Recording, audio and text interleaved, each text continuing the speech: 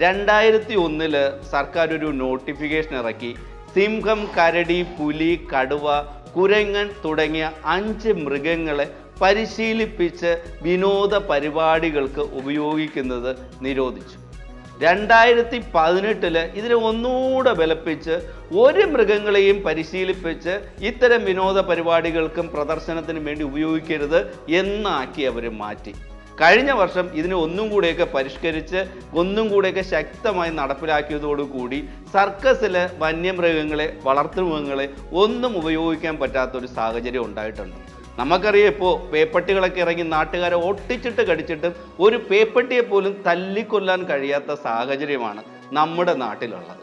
Covid കഴിഞ്ഞപ്പോൾ നമ്മുടെ നാട്ടിൽ ഒരുപാട് സംരംഭങ്ങൾ പൂട്ടിപ്പോയിട്ടുണ്ട്. ആ കൂട്ടത്തിൽ എന്നേക്കുമായിട്ട് പൂട്ടിപ്പോകാൻ പോകുന്ന ഒരു സംരംഭമാണ് ഈ സർക്കസ്. കുറേ നാൾ കഴിയുമ്പോൾ